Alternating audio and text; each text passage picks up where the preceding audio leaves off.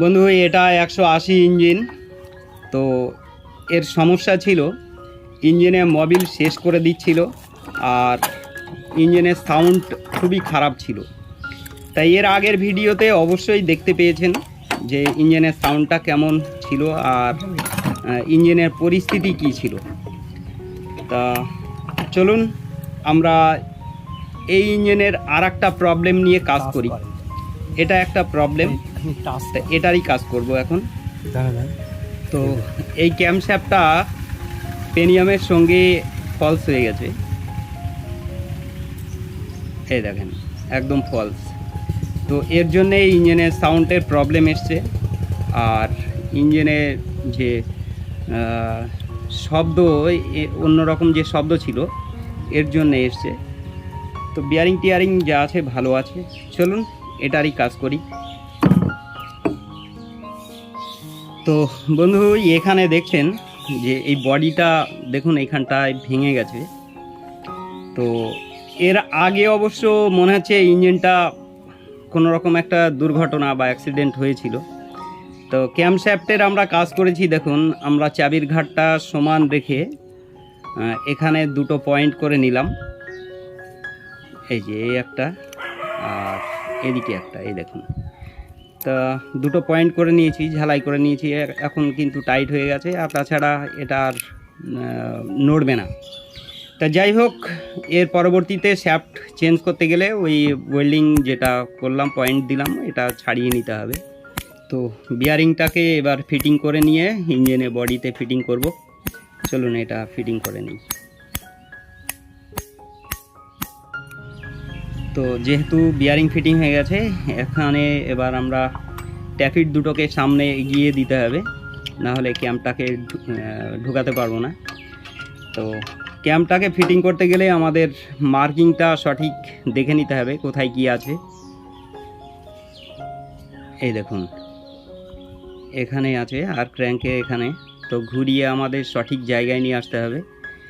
তো একটা জিনিস দেখুন, যদি এই টাইমিং কোনো রকম রং করে ফেলি আমরা, তাহলে কিন্তু ইঞ্জিন সমস্যায় গিয়ে দাঁড়িয়ে যাবে, স্টার্ট হবে না।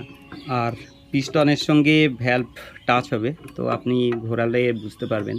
তো যাই হোক, টাইমিংটা সঠিকভাবে রেখে আমরা ফিটিং করে দিই।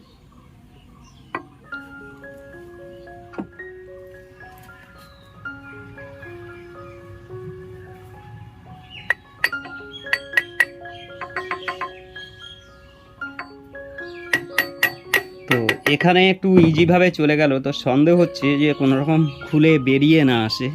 তা যেহেতু স্ক্রু লকটা থাকবে, তো ভরসা তো নেই, বডি তো ভেঙেই গেছে, আর এখানে এই স্ক্রু দিয়ে আমরা লক করে দেব।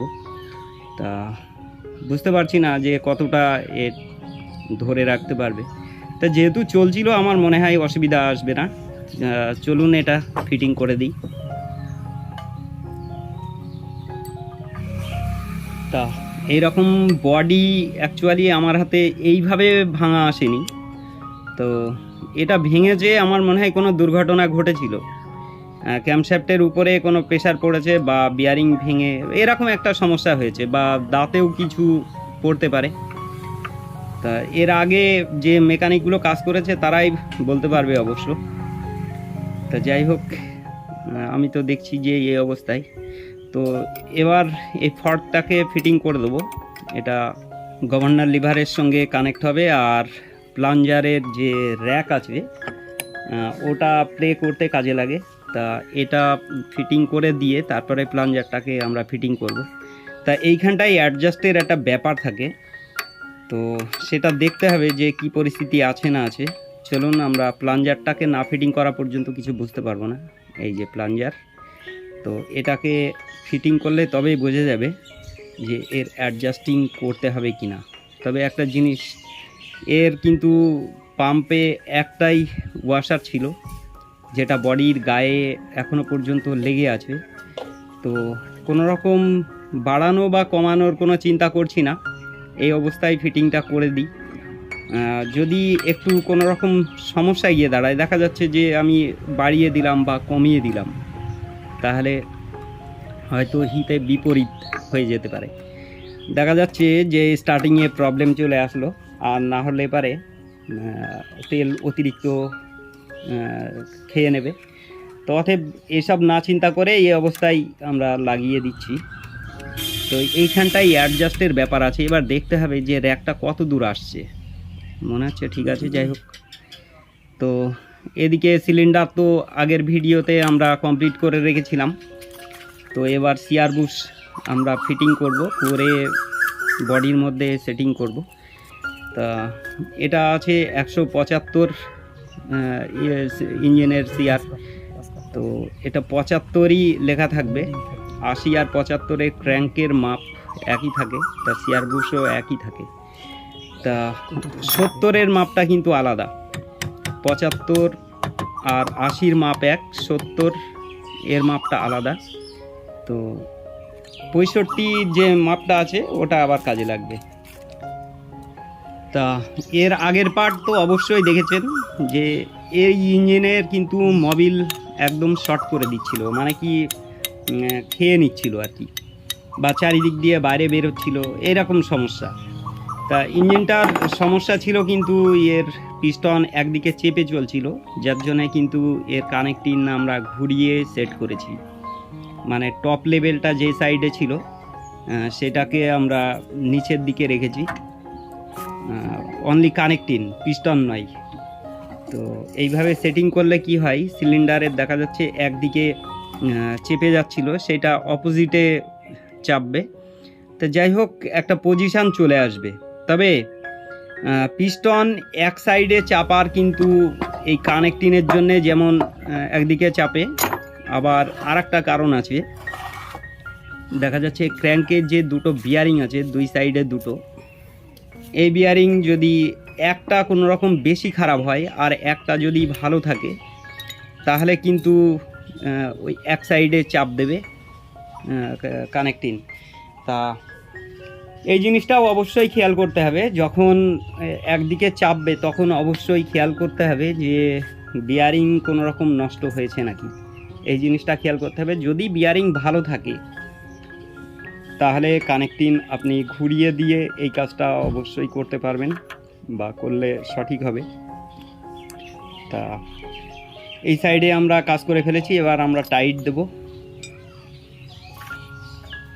চলুন টাইট দিই, দেওয়ার পরে আমরা হেডটাকে কমপ্লিট করব। তার আগে দেখব যে আর একটা প্রবলেম ছিল এই ইঞ্জিনটার, যেরকম পিছনের দিকে মানে সিলিন্ডারের ফেজ লেভেল থেকে পিস্টন কিন্তু পিছিয়ে ছিল। তা এই জিনিসটা এখন ফলো করব, পিস্টনটা টপে নিয়ে আসতে হবে, নিয়ে এসে দেখে নিতে হবে। এই দেখুন এখনও টপে আসবে অবশ্য। তা যাই হোক, মোটামুটি আমরা একটা লেভেলে নিয়ে চলে এসেছি, এখন আর অসুবিধা হবে না। তো পিস্টন পিছিয়ে থাকলে পারে বেশ কয়েকটা প্রবলেম হয়, যেরকম মিসফায়ার আসে। এবার চলুন হেডটাকে আমরা ফিটিং করি। তা পিস্টন পিছিয়ে থাকলে বেশ কয়েকটা সমস্যা আছে, যেরকম মিসফায়ার আসবে, আর সেই সঙ্গে সঙ্গে স্টার্টিংয়ের সমস্যা আসবে কিন্তু। আর দেখবেন সাদা ধোঁয়া সবসময় কিন্তু সাইলেন্সারের মুখে লেগে থাকবে।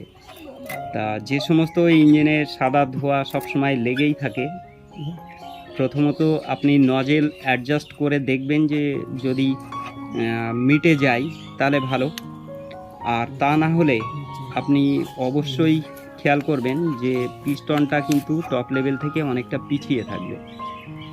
তা আশা করি বুঝতে পেরেছেন আমি যেভাবে আর কি ভিডিওগুলো দিই, তাতে করে একদম ক্লিয়ার হয়ে যাওয়ার কথা। তো চলুন আমরা হেডটাকে ফিটিং করে দিই, আর দেখা হবে নেক্সট পার্টে। মানে আর একটা পার্ট আসছে, এখানে আপনি ইঞ্জিনটা দেখতে পাবেন যে স্টার্টিংয়ে কেমন হলো, বা এর অন্য আর যে সমস্যাগুলো ছিল সেইগুলো ঠিক হয়েছে কিনা অবশ্যই বুঝতে পারবেন। তা দেখা হচ্ছে নেক্সট পার্টে। আপনার মূল্যবান সময় দেওয়ার জন্য অসংখ্য ধন্যবাদ। ভালো থাকবে।